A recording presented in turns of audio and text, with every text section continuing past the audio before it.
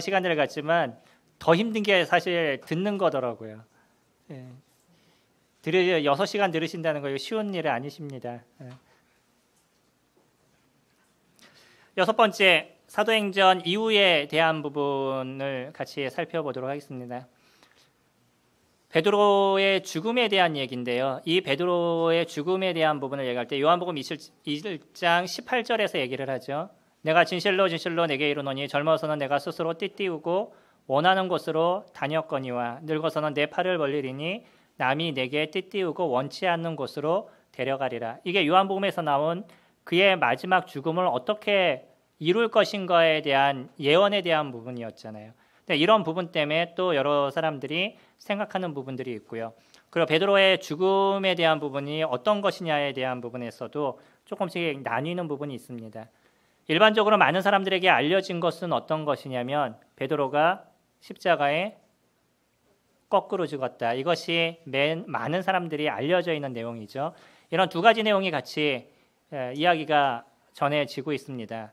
클레멘트 같은 경우에는 바울과 베드로도 악덕을 행하는 자들에게 의해 죽음을 당했다. 바울이 죽었을 그 당시, 그때 베드로가 죽었다라고 그의 서신서에서 적어주고 있고요. 베드로 행전, 본 적 없으시죠? 이런 그 위작들이 되게 많이 있습니다. 원래 다른 사람의 이름을 쓴다 그래서 위경이라고 말씀을 드렸었잖아요. 그래서 베드로가 쓴 것처럼 이렇게 얘기가 나와 있는. 그래서 그가 로마로 다시 돌아와 십자가에 거꾸로 매달려 죽었다라는 게 베드로 행전에서 등장을 하고 있는 거고요. 터툴리안이라고 해서 이단과 싸웠던 초대교회 교부가 있습니다. 그분이 베드로가 십자가에 묶였을 때 그를 띠로 동여 메었다. 이런 어떤 내용들을 그의 서신에 적어놨다라고 이야기를 합니다. 저희들이 사도 시대를 보통 우리가 100년까지 보죠. AD 100년까지 보고 그 다음에 100년부터 시작해서 한 300년까지를 속사도나 아니면 그 변증가의 시대로 이야기를 합니다. 그런 시대는 어떤 부분이냐면 책을 저술하는, 속사도라는 그 단어 자체가 책을 쓰는 사람들을 얘기를 하거든요. 터툴리안이나 클레멘트 이런 사람들이 책을 썼던 이런 사람들을 속사도라고 우리 보통 얘기하고, 또 교회의 아버지다 그래서 교부라는 표현을 쓰기도 하고요. 그런 이제 부류가 좀 다르지만, 그리고 변증가라 그래가지고 예수 그리스도를 증명하기 위해서 노력했던 많은 사람들이 그 기독교 사안에는 등장을 합니다. 이런 사람들을 변증가라고 얘기를 하는데 한 300년까지. 왜 300년이냐면 기독교 공인된 게 몇 년이죠? 313년이죠. 313년에 기독교가 공인이 된 그때까지를 얘기하기 때문에 보통 저희가 100년에서 300년까지가 그런 그 분들이 있었다라고 얘기를 합니다. 이런 분들이 썼던 이런 내용들이에요. 그래서 여기에는 우리가 어떤 도움을 받을 수 있는 부분이 있는가 하면 아니면 신격화시키기 위해서 드러나는 어떤 부분들이 있기 때문에 그냥 참고입니다. 이런 부분들은 참고로 생각할 수 있으면 좋을 것 같습니다. 나이 들어 죽었다라고 얘기하는 사람은 위클레멘트라는 사람인데, 죽을 날이 가까이 왔기에 위클레멘트를 너희의 감독으로 안수한다라고 베드로가 얘기했다는 거예요. 램지라는 사람은 베드로가 로마에서 오랫동안 살았다는 전승이 강력하다라고 그는 이야기를 합니다. 그가 로마에서 많은 일을 했기 때문에 제1의 교황이다라고 말씀을 드렸었죠. 그들은 그런 것을 아주 강력하게 이야기를 하고 있습니다. 이런 부분이 있다라는 것에 대해서 생각하시면 좋을 것 같고요. 아까 우리가 봤던 말씀을 보면 젊어서는 스스로 띠띠우나 나중에 늙어서는 그러지 못한다라는 이런 표현이 그냥 늙었기 때문에, 연세가 들었기 때문에 자기 스스로 못한다라는 개념이 될 수도 있는 거죠. 그랬을 때 오래 산다는 것도 여기서 얘기하시는 것이 어느 정도 이해가 되는 거고, 우리가 일반적으로 얘기하는 것처럼 그 스스로가 하지 못하였는데 그를 갖다가 십자가에 매달았다라고 얘기하는 것도 그 순교죠. 순교를 하는 것도 이 말씀을 같이 우리가 이해할 수 있는 부분이 되기 때문에 이 말씀만 갖고 어떤 거다라고 딱 잡아서 얘기하기는 좀 어려운 부분이 있습니다. 그가 성경을 집필했는데요. 저자에 대한 또 견해들이 많이 있죠. 저희들은 성경을 보면서 이 사람이 진짜 썼을까 안 썼을까 고민하셔요, 안 하셔요? 형제님들이 썼다 그러니까 당연히 썼죠. 그렇게 생각을 저희들이 하고 있지만 많은 학자들은 이것이 그 사람의 서신서가 맞냐 안 맞냐 이거 갖고 목숨 걸고 인생을 살아요. 사본학이라고 있습니다. 사본학이라고 들어보셨나요? 성경의 사본을 갖고 연구하는 사람인데 이 사본안을 연구하는 사람들 중에 논문이 어떤 걸로 나오냐면 한 요만큼 번역한 걸 갖고선도 논문이 나와요. 그만큼을 이게 사실이냐 아니냐 아니면 이 내용이 어떤 거냐 뭐 이거를 증명하는데 논문이 나올 정도의 내용들이라는 거예요. 그러니까 우리가 생각하는 이상의 성경을 연구하거나 그것이 옳고 그름을 판명하고 이런 부분에 있어서 단순한 게 아니라는 거예요. 그의 한 평생을 거기다 드리는 거죠. 물론 이제 요즘은 서울에서 돌 던지면 돌 맞은 사람들이 다 박사다 뭐 이런 얘기가 있을 정도로 너무 고학력이 되어 있는 이러한 시대를 저희들이 살아가고 있는데 그분들이 박사가 되기 위해서까지 투자되는 돈이 얼마인지 아셔요? 일반 다른 학문도 그러지만 우리가 보통 알고 있는 신학 박사 같은 경우에 그분이 거기까지 갈 때까지 걸리는 기간이 엄청난 기간이 걸립니다. 대부분의 석사는 2년이면 끝나는데 신학은 3년을 해야 돼요. 최소한. 거기다 또 2년의 석사를 더 해야 돼서 그게 끝나야지만 박사 코스를 밟을 수 있는 권한이 주어져요. 이게 바른 코스를 가는 그런 대학이고 그러지 않는 데는 막 속성으로 막 뽑아내는 데들도 많이 있는데 그러지 않는 데들은 코스를 상당히 길게 잡고요. 그거에 그냥 삶을 다 들이게 만드는 경우들이 있어요. 이런 분들이 나름대로 노력하고 수고한 부분들도 우리가 도움을 받을 수 있는 게 많이 있죠. 물론 아닌 사람들이 너무 많고요. 제 사촌 동생이 제가 동생이라고 얘기하지만 저보다 15일 정도 늦게 태어났어요. 걔는 왜 그러지 나한테 맨날 형이라고 불러요. 지금도. 네. 근데 그 친구가 이번에 선교사가 됐다라고 얘기하면서 마지막 나하고 얘기하면서 술을 마시면서 이게 마지막 술이다 이렇게 얘기하더라고요.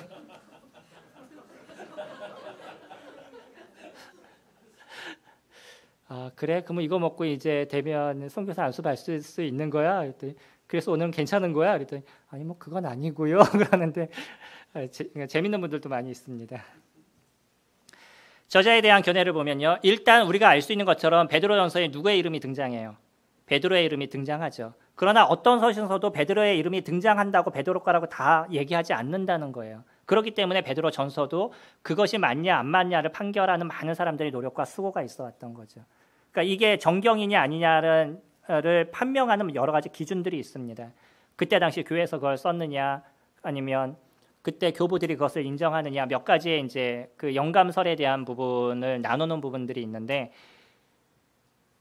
우리가 볼 수 있는 몇 가지 그냥 우리가 좀 생각해 볼 수 있는 몇 가지만 이렇게 말씀을 드렸어요.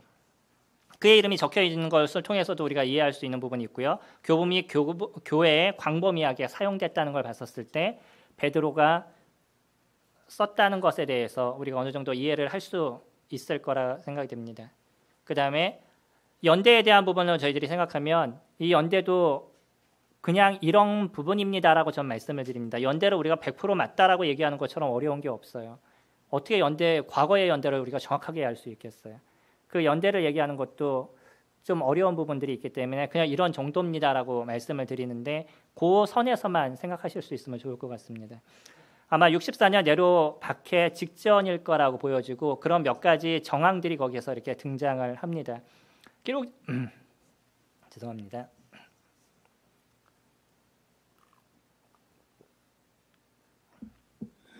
기록 장소에 대해서는 아까 잠깐 바벨론이라고 말씀을 드렸죠. 로마일 거라고 저는 또 개인적으로 생각을 하고 있고요.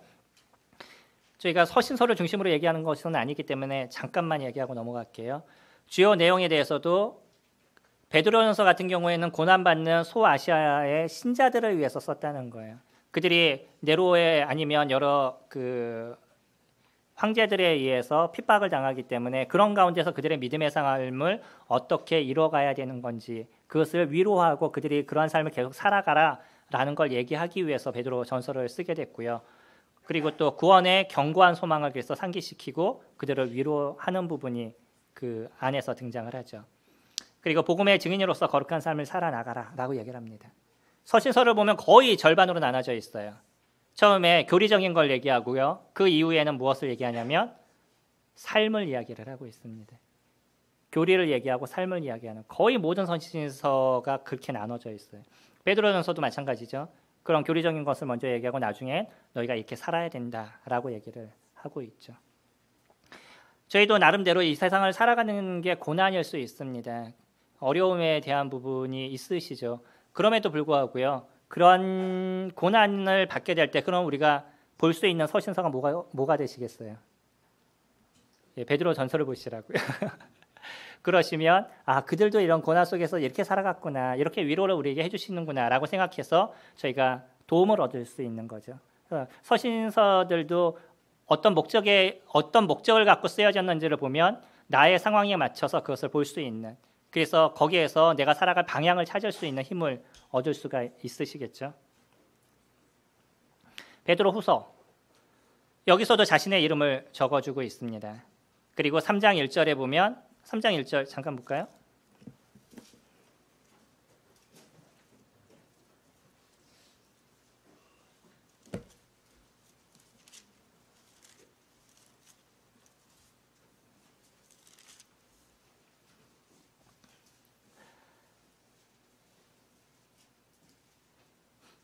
설교를 하는 데 있어도 심리가 들어가는 거 아시나요?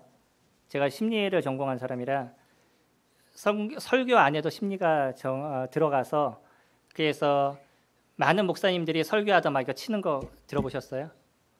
여러분 그러고 치죠. 왜 치겠어요? 잠 깨세요 이런 거죠. 사람이 집중할 수 있는 시간이 15분 정도라고 얘기합니다. 15분 전후. 그러면 거기에 맞춰서 사람들이 집중할 수 있도록 만드는데 그런 여러 방법이 있어요. 믿습니까? 그러면 아멘 하시죠. 자던 사람 다 깨죠. 이런 하나하나가 사람들을 집중하게 만드는 거예요. 그래서 이런 심리를 이용하면 사람들이 메시지를 잘 들을 수 있도록 도와는 주는데, 고민은 뭐냐면요. 저는 그걸 알고 나니까 이게 더 안 돼요. 그 이유가 내가 성령께서 함께 하시는 일들을 이뤄가느냐, 아니면 내가 이걸 계획해가지고 끌어가려고 노력하느냐, 이거에 딜레마에 빠지게 되거든요. 모를 때보다 더 고민할 때가 많이 있습니다. 지금 성경을 펼치는 것도 졸려오시니까 한번 보시라고.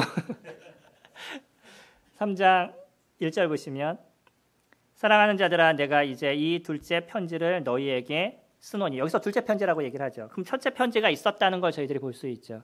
그래서 이 첫째 편지를 무엇으로 우리가 생각하고 있냐면 베드로 전서라고 생각을 하고 있습니다. 여기에 또 반론하는 사람들이 있죠. 헬라어의 어휘와 문체가 베드로 전서와 너무 다르다는 거예요. 우리는 전혀 모르죠. 문체가 뭐가 다른지. 이곳에 등장하는 거짓 교사는 2세기 영지주의가 등장하고 이런 게 2세기 정도에서 등장을 하게 되거든요. 근데 영지주의의 어떤 태동이나 이런 모습은 사실 그 전부터 나타났었어요. 그러나 우리가 알고 있는 아주 강력한 어떤 영지주의의 모습들이 그 이후에 등장하기 때문에 이분들은 이렇게 얘기하는 분들이 있고요. 그리고 3장 8절에서 얘기하는 우리가 잘 아는 말씀이죠. 천년이 하루 같고 하루가 천년 같은, 이런 얘기를 하면서 주님의 오심이 더디다라고 생각하는 사람에게 얘기를 하면서 주님의 오심은 우리가 생각하는 날짜의 개념과 다르다라는 얘기를 하잖아요. 결국은 뭐냐면 이때 당시에 사도들이 했던 메시지의 중심은 임박한 재림에 대한 얘기였다는 거죠. 저희가 처음에 교회가 형성이 되고 나서 전해졌던 메시지는 임박한 재림에 대한 메시지였었어요. 그래서 많은 분들이 주님을 믿고 들어옴의 역사들이 일어났는데, 요즘은 재림에 대한 메시지 들어본 적이 없으시죠? 교회에서 기린노는 많이 전하시나요? 그런 메시지들이 잘 안 전해져요.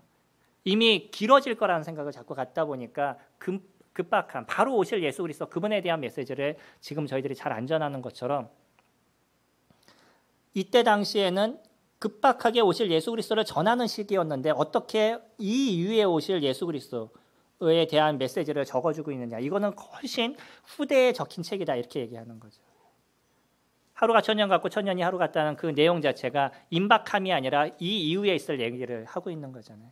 그런 것 때문에 베드로의 저작을 반대하는 그런 반론을 제기하는 사람들이 있습니다. 이런 여러 가지 얘기가 나오는 것 중에 하나도 뭐냐면요. 논문은 어떤 건지 아시나요? 특히 성경 같은 경우에는 논문은 새로운 것을 만드는 게 아니라 있는 걸 반박해야 되는 거예요. 그래야지 새로운 게 되죠. 그러다 보니까 여러 가지 얘기들이 등장하고 자기 나름대로의 교리와 뭔가를 만들어내는 부분들이 있어서 잘하시는 분들이 진짜 중요한 것들을 우리에게 소스를 던져주지만 어떤 사람은 그거를 통해서 또 자기의 논리를 세우면 그래서 그것이 논문이 통과가 되면 그 모든 게 다 통용되는 거죠. 논문을 쓰거나 이럴 때도 어떤 걸 중심으로 그 사람의 논문을 보냐면 박사 논문을 인용을 했느냐, 석사 논문은 쳐다도 안 봅니다. 박사 논문을 임명했느냐, 뭐 이런 거에 대한 가산점들, 뭐 그런 것들이 있어요. 베드로후서 기록 연대는 동일하게 베드로 순교 직전으로 보여지고요. 당연히 전서를 쓰고 얼마 안 했다 쓰여졌던 것으로 보여지고 장소도 뭐 우리가 근거를 잡기는 좀 어렵고 아마 베드로 전서가 쓰여졌던 그런 도시와 같지 않을까라고 단지 추정할 뿐입니다. 주요 내용을 보게 되면요, 예수 그리스도를 아는 지식에 자라가라라고 얘기를 하고 있죠. 이 베드로후서는 디모데후서하고 비슷하죠. 디모데후서와 베드로후서의 공통점이 무엇일까요?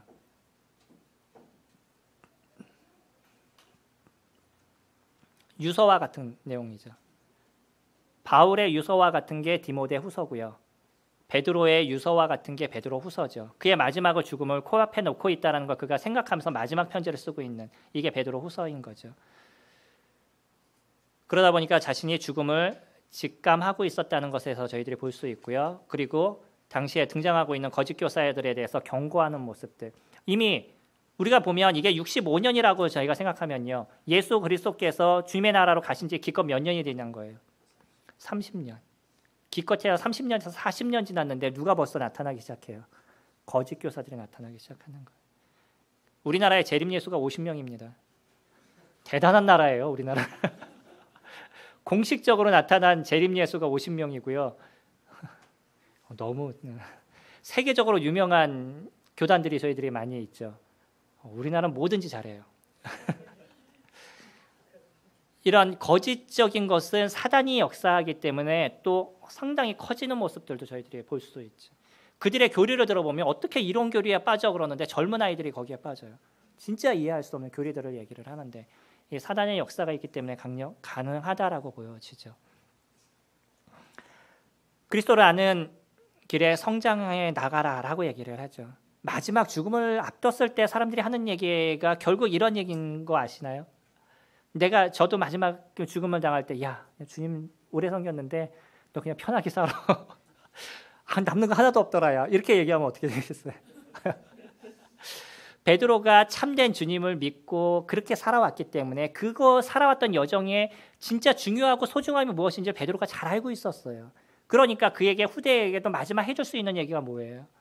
너희들 거기서 자라가. 그것만이 너에게 남는 거야. 이런 얘기를 할 수 있는 거죠. 그 사람이 살아갔던 삶의 모습을 볼 수 있는 거잖아요. 그 마지막을 얘기해 줄 수 있는 거. 호스피스 병동이라고 마지막 죽음을 당하시는 분들, 이런 분들을 케어했던 한 독일의 간호사가 있었습니다. 그분이 많은 사람들을 이렇게 마지막 임종을 지켜보면서 그들과 많은 인터뷰를 했었어요. 그리고 책을 쓴 게 있는데 죽기 전에 후회하는 5가지, 죽기 전에 후회하는 가장 큰 5가지인가 뭐 이런 책을 졌어요. 그 5가지를 제가 다 얘기하기는 그렇고 그 중에 하나가 뭐냐면 행복하게 살지 못했던 것. 이게 가장 큰 후회 중에 하나예요. 뭐 일을 많이 했던 거, 친구들을 좀 더 만날 거, 뭐 이런 이제 얘기들이 좀 더 있는데 일을 너무 열심히 했다는 것도 후회를 한다는 거예요. 왜냐하면 열심히 일하다 보니까 끝난 거예요, 인생이. 한 가지 행복하게 살지 못했다는 거. 성도님들 한번 생각해 보세요. 지금 만약에 죽음을 당하신다 그러면 마지막에 내가 끝내면서 지금 얘기하시면서 난 그래도 지금까지 너무 행복하게 살았어 라고 얘기하실 수 있는 분. 제가 복음 집회를 가면 항상 하는 얘기가 있습니다. 주님이 우리를 행복하게 하기 위해서 저희를 구원하셨다. 그 얘기를 저는 해요. 근데 성도님들한테 물어보면 별로 안 행복하셔요. 이거 아이러니한 얘기예요. 주님이 저희들을 구원하신 이유가 뭐예요? 복음 전하라고요? 아까 말씀드렸잖아요. 하나님께서 우리 복음 전하기 위한 거면 지금 이 전주 하늘에다가 요한복음 3장 16절만 적어놔도 엄청난 일이 일어날 겁니다. 물론 주님을 위해서 열심히 살아가고 그런 걸 제가 아니다 이렇게 말씀을 드리는 게 아니라 진짜 중요한 게 뭐냐는 거예요. 우리 각자에게 우리가 억지로 힘들게 살아가서 이 신앙을 버티고 인생을 살아가다가 그러다 네 신앙을 고수하며 지켜가라. 이거를 우리에게 얘기하겠어요. 우리가 이 땅을 살아가는 동안에 너 행복하게 인생을 살아라. 이걸 얘기하시겠어요. 어느 쪽이에요? 신앙은 버티는 게 아닙니다. 저희가 잘 알고 있는 목적이 이끄는 삶, 책 아시죠? 리고라행 목사. 그분이 성공하게 됐던 이유 중에 하나가 어떤 거였냐면 그분이 처음에 내건 얘기가 뭐냐면 신앙은 버티는 것이 아닙니다. 이거였었어요. 그랬더니 그 얘기를 듣고서는 해변에 있었던 많은 사람들이 교회를 왔다라고 얘기를 해요. 왜냐하면 그들은 그동안 신앙이 뭐였어요? 버티는 거였어요. 너무 힘든데 견뎌야 되는 거예요. 이걸 신앙이라고 생각했던 거죠. 물론 그 교회가 좋은 교회냐 나쁜 교회냐 저희는 그건 좀 접어놓고요. 하지만 고민해야 되는 것은 그런 거예요. 우리 신앙이 버티는 건가요? 아니면 주님 주시는 행복을 우리가 누리는 인생을 살아가는 건가요? 행복을 느끼시는 시간들을 살아가셔야 되는 거예요. 그렇기 때문에 마지막에 베드로는 얼마나 힘든 인생을 살았어요. 제가 봤었을 때. 근데 마지막에 얘기하는 게 그리스도를 아는 지식에서 너희들이 성장해 나가라 이렇게 얘기하잖아요. 그게 가장 소중한 걸 그가 아니까. 그게 그에게 있어서 행복인 걸 아니까. 저희 교회 자매님들이 안 계시니까 혹시 이거 보실지 모르겠지만 자매님들한테 저희 자매가 이제 자매 집회를 운영하는데 저희 자매가 물어봤어요. 자매님들 행복하세요? 그랬더니 표정들이 다 안 좋으신 거예요. 그러면서 역으로 물어보더라고요. 저희 자매한테. 자매님 행복하세요? 그랬더니 저희 자매님 행복해요? 그랬더니 이해가 안 되시는 거예요. 그러면서 한 분이 뭐라고 얘기하냐면 뭐 자매님 걱정이 없으니까. 저희 자매가 26살부터 지금까지 저희 어머님을 모시고 살아요. 아이가 셋이에요. 제가 사역을 해요. 행복하겠어요? 이 얘기만 들어도 그러시죠. 개념이 다른 거예요. 우리가 생각하는 행복은 사람들이 생각하는 행복과 달라서 우리는 행복을 누리는 인생을 살아가는 거죠. 근데 그 행복이 무엇인지를 우리가 모르기 때문에 행복하지 못하다라고 얘기하고 있는 거예요. 마지막 죽으실 때 물어보시면 성도님들 그런 대답을 하실 수 있으면 좋겠습니다. 조금 힘들게 살았지만 전 행복했습니다. 주님과 함께 살아가는 것. 그리고 더 행복한 건 주님을 만나기 때문에 행복합니다. 제가 마지막에 또 변치 않고 싶은 한 가지가 있는데 그게 뭐냐면 병들었다고 전국교회에 문자 보내는 것. 제가 그걸 안 하고 싶어요. 주님을 만날 수 있으면 좋지 않을까요? 살려달라고 꼭 얘기하는 것보다.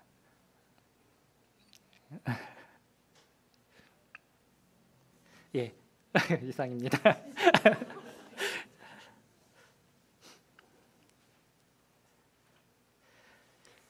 이제 세 번째로 요한에 대해서 살펴볼 것입니다. 거의 베드로까지 끝나면요. 대부분의 것은 거의 끝난 거예요. 몇 가지만 더 살펴보면 됩니다. 그래도 요한은 다른 것보다 분량이 많아요. 이름이 요한네스.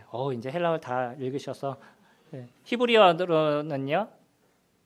요하난. 아까 말씀을 드렸죠. 요하난이라고 이야기를 해서 그래서 그 요나하고 조금 헷갈린 발음상 헷갈렸다 뭐 이런 얘기가 나오기도 했습니다. 뜻이 뭐냐면 그에게 여호와는 은혜롭다라고.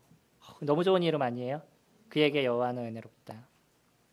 아버지는 세베대였었죠. 저희들이 잘 알고 있는 것처럼 세베대의 아들 요한하고 누구죠? 야고보. 예, 야고보죠.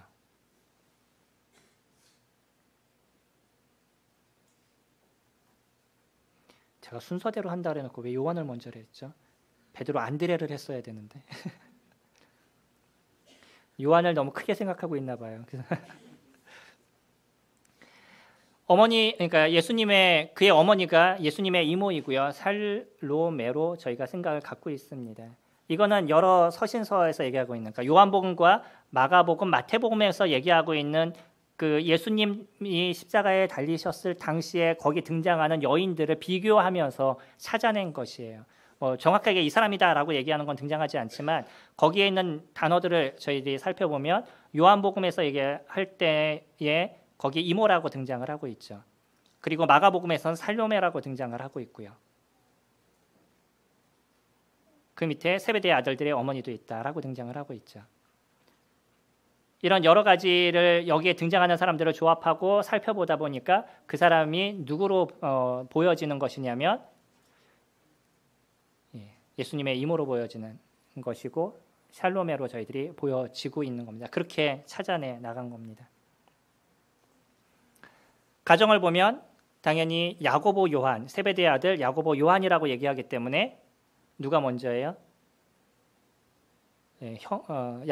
요한이 동생으로 보여지고 야고보가 형으로 보여지는 것이죠.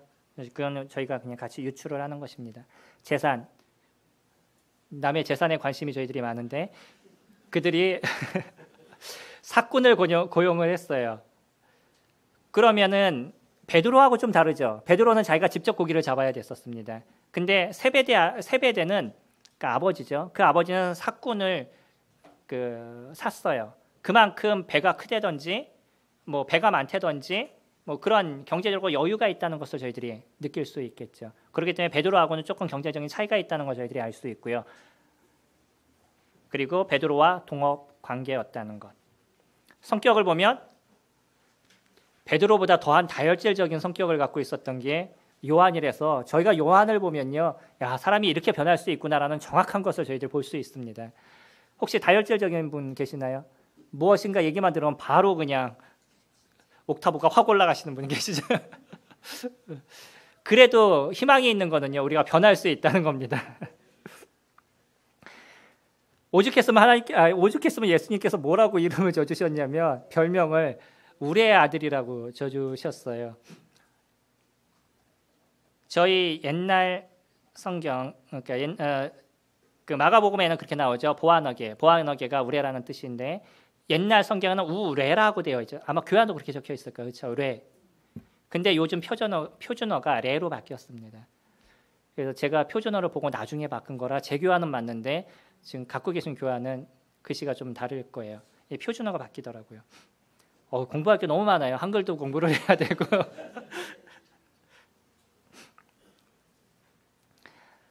마가복음에서 보게 되면 이 이름을 이제 얻게 된 어떤 결정적인 부분들이 뭐였냐면 사마리아를 통과하려고 했었죠. 예수님이 통과하려고 했는데 사마리아인들이 그가 예루살렘으로 가려는 것을 보면서 그들이 막았어요. 그랬더니 야고보와 요한이 뭐라고 얘기했냐면 주님, 하늘에서 불을 명해서 저들을 죽일까요? 이렇게 와, 대단한. 위에 갈릴리고요. 중간에 사마리아로 되어 있죠. 이거 아시는 거지만 밑에 유대인데 유대하고 갈릴리까지는 유대인들이 인정을 하지만 중간에 있는 사마리아는 그들이 이방인처럼 같이 대우를 했잖아요. 근데 중간을 통과해야 되니까 아예 유대인들도 여기를 통과를 안 했어요. 가려고 그러면 어디로 왔냐면 이 옆으로, 그러니까 요단강 옆으로 끼고서는 그들이 아예 사마리아를 지나서 위로 올라갔던 거예요. 그러니까 얼마나 힘들어요. 일직선으로 가면 되는 거예요. 돌아서 가야 됐던 거예요. 그게 이 나라 사람들이 하고 있었던 모습이에요. 나는 너희들과 달라 이런 거죠. 그러다 보니까 그런 그 도구들이 어떻게 예수님을 배척을 해요. 그러니까 하늘에서 불을 내려서 저들을 죽이겠다고. 그래서 우레의 자식이라는 그런 그 별명을 그들이 얻게 됐습니다. 배타적인 모습들도 저희들이 보게 되는데 어떤 사람들이 귀신을 쫓아냈는데 예수 그리스도의 이름으로 그들이 귀신을 쫓아냈었어요. 그럼 귀신을 쫓아내는 모습을 보면서 너희들은 예수 그리스도의 이름으로 일을 하니까 너희들 우리하고 같이 해야 돼라고 오라고 그랬더니 이 사람들이 싫다라고 얘기했죠. 그래서 그 다음부터 이 요한하고 야고보가 뭐라고 얘기했냐면 당신들 예수 그리스도의 이름을 쓰지 마. 우리와 함께하지 않는 사람들은 우리와 함께 그렇게 할 수 없어라고 얘기를 하죠. 그랬더니 예수님께서 그러지 말라라고 얘기하시잖아요. 이들이 얼마나 배타적인 걸 알죠. 내가 예수님을 모시는 존재예요. 자기의 그 자존감이 얼마나 높아져 있는 거예요. 다른 사람들이 다 밑으로 보여지는 거죠. 이렇게 배타적인 모습을 갖고 있었던 게 요한이고 또 동일하게 두 이름이 등장합니다. 요한과 야고보 언제나 같이 등장하고 있어요. 형제는 닮는다 뭐 이런 거죠. 이기적인 성품도 저희들이 볼 수 있는데 제자들이 모여 있는데 둘이서 살짝 와가지고 당신이 하나님 나라에 가실 때 하나는 우편에 하나는 왼편에 있게 해주세요라고 얘기해요. 또 그 얘기를 보면서 제자들이 뒤에서 또 막 뭐라 그러죠. 다 똑같죠 결국은. 그게 이제 이들의 모습이었습니다. 사람들의 이 명예욕이라는 건 너무나 커요. 저희 장인어른도 우리가 죽기 전에 시의원이라도 좀 해야 된다 이렇게 얘기하시는데 진짜 호인이셔요. 저희 장인어른이 진짜 좋으신 분이십니다. 근데 명예라는 그런 자체는 모든 사람들이 갖고 있는, 죽기 전에 이름을 남겨야 된다는 그런 생각은 모든 사람들이 갖고 있는 부분인 것 같아요. 주님의 나라에서 우편이든 오른편이든 어느 곳에 있든 주님과 함께 할 수 있으면 그것으로서 만족할 수 있는 거죠. 근데 이 땅에서 살아가면서 이 땅의 생각을 갖고 있었던 이들의 모습에서는 아직 이런 생각에서 벗어나지 못하는 거예요. 그러니까 저희들도 이런 생각에서 벗어났었을 때 좀 더 기능적인 사람들이 되겠죠. 이런 명예욕에서 저희가 벗어나고 또 배타적인 것에서 저희가 좀 벗어나고 저희 어떤 성격적인 것을 좀 버릴 수 있고 이렇다 그러면 좀 더 기능적인 사람들이 되겠죠. 나중에 이런 요한일서를 집필했다는 건 이건 천지가 개벽할 만한 일이에요. 어떻게 사랑에 대한 얘기를 그가 그렇게 조목조목 적을 수 있겠어요. 성령 하나님이 우리와 함께 하시고 그 하나님이 우리를 변화시키시는 이 역사가 얼마나 크다는 것을 저희들이 볼 수 있죠. 예전에 어떤 분이, 제가 아는 분 중에 한 분이 그런 얘기했어요. 하나님도 내 성격은 못 바꿔, 이렇게 얘기하시는 분. 얼마나 교만한 얘기인 거예요.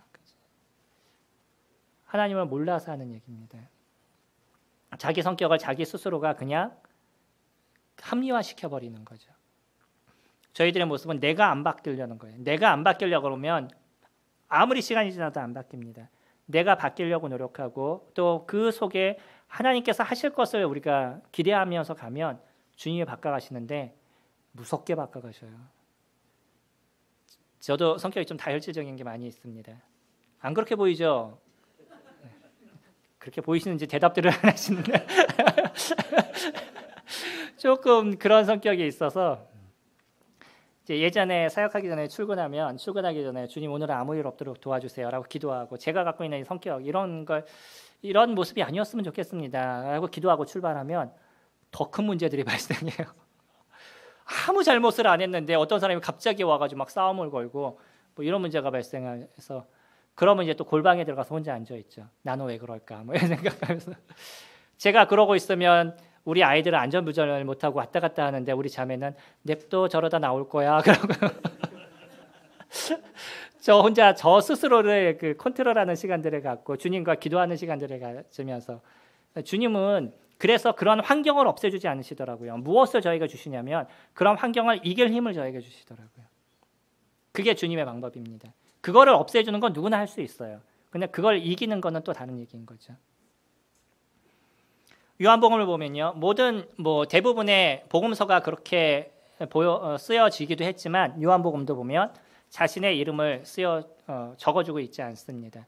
뭐라고 적어주고 있어요? 요한이 자기를 얘기할 때 주께서 사랑하는 자다 이렇게 표현하고 있어요. 그게 교만이 아니고요, 진짜 주님의 사랑을 받았다는 그 자신의 마음을 적어주고 있는 거예요. 이렇게 변한 게 요한의 모습이었습니다.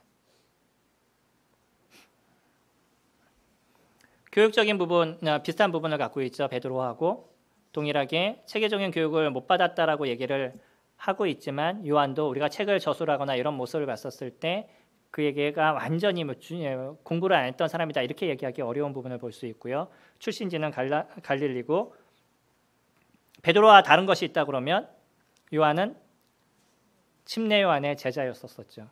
두 명의 제자가 등장하잖아요. 요한복음에는요. 누구하고 누가 등장을 하죠? 요한과 안드레가 등장을 하죠. 안드레는 베드로를 데리고 왔었다라고 아까 말씀을 드렸잖아요. 그래서 안드레하고 요한하고 침례 요한의 제자였습니다. 근데 침례 요한이 자 봐라 세상 죄를 지고 가는 하나님의 어린 양이다 그랬더니 그 제자가 저쪽으로 가버렸어요. 침례 요한의 마음에는 어떨까요? 내 제자였는데 저분을 좋게 얘기했더니 여기 있는 애들이 싹 갔어요. 절로. 우리 교회에서 저 교회가 좋아요 라고 얘기했더니 우리 성도들이 절로 가버렸어요. 일꾼의 마음이 어떨까요? 그 다음부터 저 교회를 좋게 얘기하지 말아야 되겠다, 안 좋게 얘기해야 되겠다라는 생각이 들지 않을까요? 이게 인간적인 모습이고요. 침례요한은 그걸 인정한 사람이에요. 이게 좀 다른 거죠. 그러니까 세상 사람들 중에 가장 가장 귀한 사람을 예수님이 얘기할 때 누굴 얘기하냐면 침례요한을 얘기를 하고 있죠. 동일하게 그와 예수님을 만났던 첫 번째의 만남에 대해서 살펴보면요. 여기서 아까 얘기했던 그 이름 없는 제자가 요한으로 보여지고요. 그래서 그도 베드로와 같이 동일하게 요단강 건너편 쪽에서 거기서 예수님을 첫 번째 만났던 것으로 저희들이 보아집니다. 그리고 두 번째 갈릴리 바닷가에서 예수님을 만나게 되는데 베드로를 만나면서 나를 따라라 내가 너로 사람을 낚는 어부가 되리라 하리라고 얘기하시면서 그 다음에 조금 더 가시다가 세베대의 아들들을 만나게 되죠. 그래서 야고보와 그의 형제 요한을 보시고 저희도 배에 있어 그물을 깁는데 곧 부르시니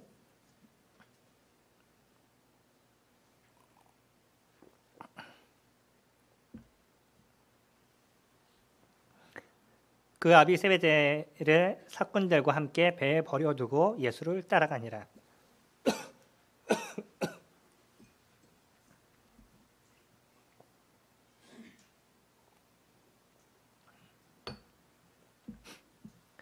부르심에 순종하는 모습을 저희들이 보게 되죠.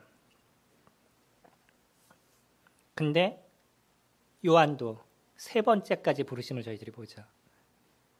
베드로하고 똑같은 모습을 저희들이 볼 수 있죠. 게네사렛 호색과에서 베드로하고 얘기하시고 나서 그 다음에 또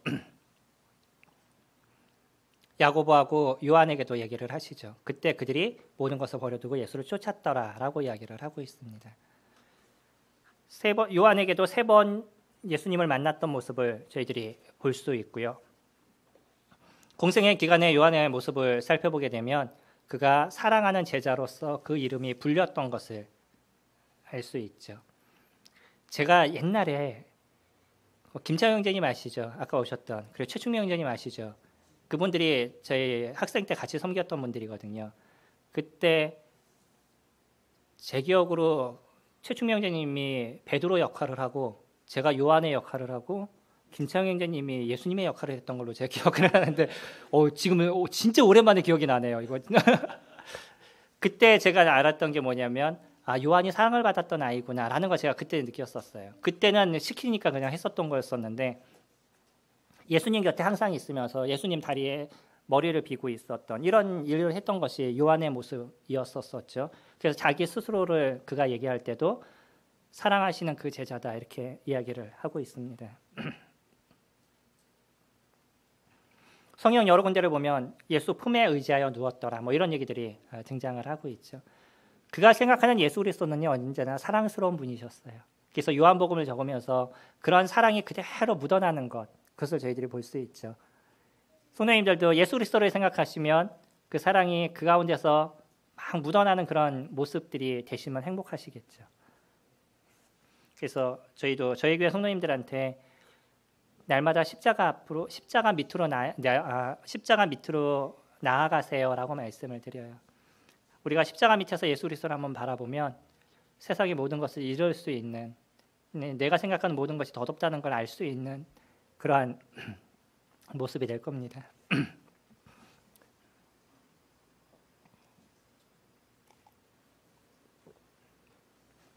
요한도 동일하게요. 세 명의 따로 불렀던 수제자들 중에 한 사람이었음을 저희들이 볼 수 있죠. 베드로가 갔었을 때 베드로에게 하셨던 것처럼 회당장이라든지 변화산이라든지 겟세마네 동산이라든지 이런 곳에 요한도 그 자리에 같이 있었던 걸 저희들이 볼 수 있고요. 주요 활동을 보게 되면 베드로하고 좀 다뤘던 몇 가지 활동들이 베드로와 함께 유월절을 예비했던 사람 중에 한 사람이 요한이었었죠. 그래서 둘이 가가지고서는 그 자리를 예비하는데 예수님이 하시는 얘기를 듣고 가서 그 일을 준비를 하게 되죠. 치매 만찬 때도 예수님의 품에 누워 있어서 그러면서 이제 가룟 유다에 대한 얘기 아까 말씀드렸던 그런 얘기들이 여기서 등장을 하잖아요. 그리고 예수님이 잡히셨을 때 대제사장 뜰에 들어갔던 사람도 요한입니다. 거기에 들어갔었던 사람이 있었죠. 그 사람들과 잘 아는 한 제자가 있었다라고 나오잖아요. 그걸 요한으로 저희들이 보아지고요. 예수님이 십자가에서 달리셨었을 때 유일하게 있었던 제자가 누구냐면 요한이었습니다. 그래서 예수님께서 얘기하잖아요. 요한을 보시면서 너의 어머니다라고 마리아를 맡기시죠. 그래서 그때부터 그 사랑하는 제자가 자기 집으로 모셨더라라고 얘기하시죠. 주님이 저희 가운데 얘기하시는 참다운 경건은 고아와 과부를 돌보는 것이다 라고 얘기하십니다. 요즘 시대에 부모님 모시는 거 어려우시잖아요.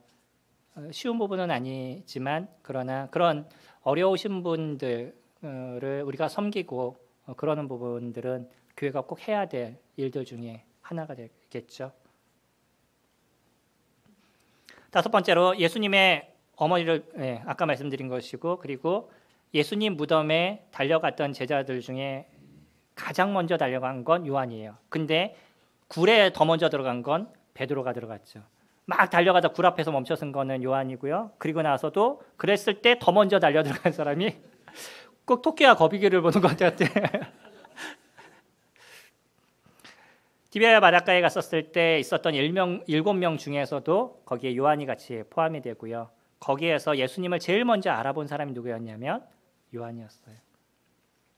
그의 눈에 예수님이 어떻게 보이는지를 아시죠? 저희 자매는 아이들 운동회 때 제가 이렇게 같이 가잖아요. 그러면 가서 딱 앉아 있으면 저기 있네 그러고 찝어요. 저는 아무리 봐도 안 보이는데 저기 있네 그러고 보여요. 이게 엄마와 아빠의 차이인 것 같아요.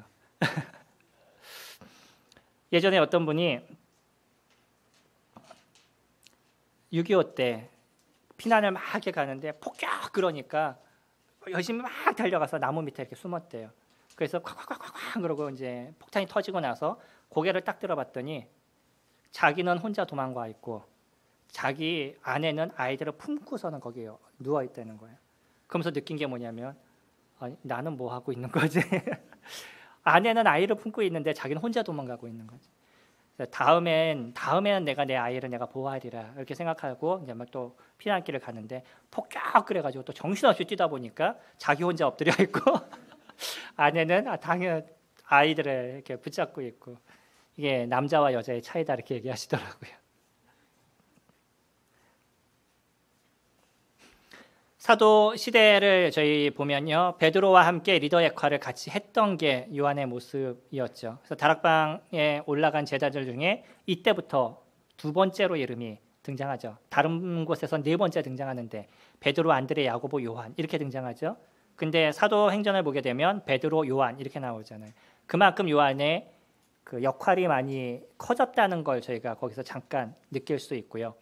나면서부터 걷지 못한 앉은뱅이를 일으킬 때도 베드로와 누가 같이 했냐면 요한이 같이 하게 되죠. 감옥에 갇혔었을 때 예수 그리스도를 증거하는 데 있어서도 이제 요한이 두려워하지 않았던 모습을 저희들이 볼 수 있고요. 사마리아에 베드로가 갔었을 때 그때 또 누가 같이 동행을 하게 되냐면 요한이 함께 동행을 하게 되죠. 그리고 바울도 야고보, 베드로, 요한을 언급할 정도로 요한이 갖고 있는 당시의 리더십이 어떤 건지를 드러내주는 모습을 보여주고 있죠. 이후에 행적을 보게 되면 그가 반모섬에 갔었다라고 보여집니다. 왜냐하면 계시록에서 이야기를 해주고 있잖아요. 계시록 1장 9절에 보면 거기서 내가 반모섬에 있었다는 표현을 그가 쓰고 있습니다. 그런 부분에 봐서는 반모섬을 갔던 것이 확실한 것이고요. 그리고 오리겐도 거기에 대해서 얘기를 해주는데 로마 황제에 의하여 반모섬에 유배됐다라고 그가 기록을 하고 있습니다. 물론 그게 로마 황제로 인한 것인지 아니면 로마 황제의 명을 받은 어떤 소도시의 그 사람으로 인해서 그런 건지는 정확하지는 않을 수 있어도 반모섬에 갔던 것으로 보여지고요.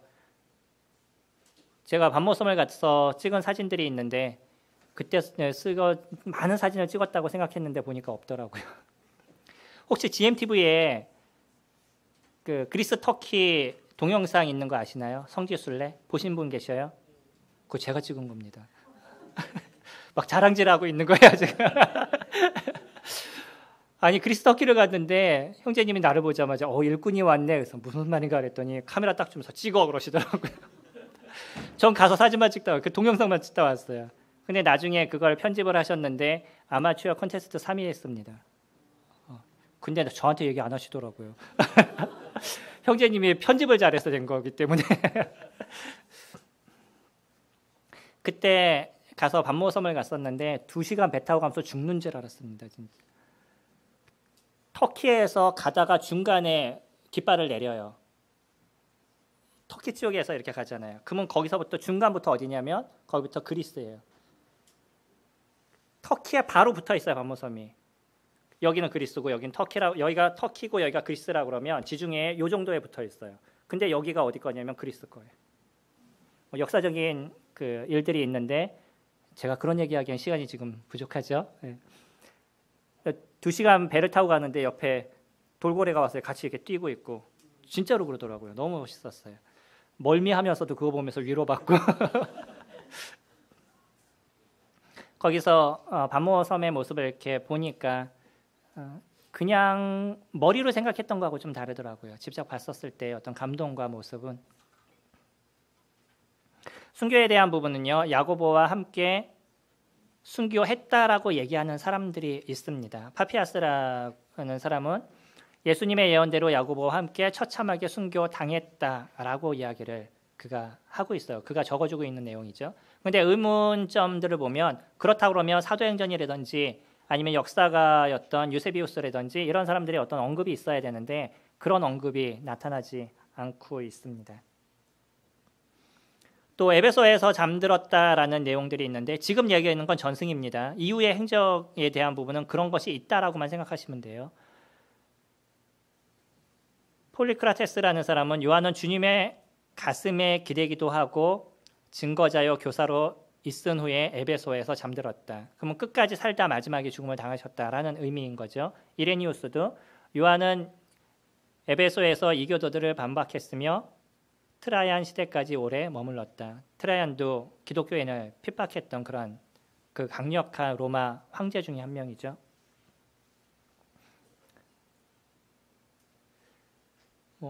에베소에 잠들었다라고 얘기하는 사람들, 제롬이라든지 제롬도 이제 얘기하는 부분이 요한은 매우 늙은 나이까지 에베소에 체류했다. 그는 노쇠한 나이에 어린 자녀들아 서로 사랑하라라고 계속 반복적으로 말했다라고 얘기를 해요. 우리가 요한일서를 보면 그런 걸 느낄 수 있잖아요. 젊은이들아 사랑하라, 사랑하라, 사랑하라 이런 얘기. 사랑하는 것은 곧 예수 그리스도의 하나님의 계명을 지키는 것이니 이런 얘기 하시잖아요. 그 사랑을 끊임없이 얘기한다는 얘기를 봤었을 때 이런 얘기도 이해는 가죠. 그러니까 마지막에 이게 사실인지 아닌지 잘 몰라도 이게 감동이 되더라고요. 그가 끝까지 하는 얘기는 우리에게 남는 건 사랑이다라고 얘기하는. 의문에 대한 부분을 보면 이그나티우스라든지 아니면 폴리가비라든지 이런 분들은 요한의 제자라고 알려져 있는 이제 그런 분들인데 그들의 어떤 서신서에 이러한 내용들이 없다라는 것을 의문으로 생각하고 있습니다. 잠깐 쉬었다가 마지막 시간 갖도록 하겠습니다.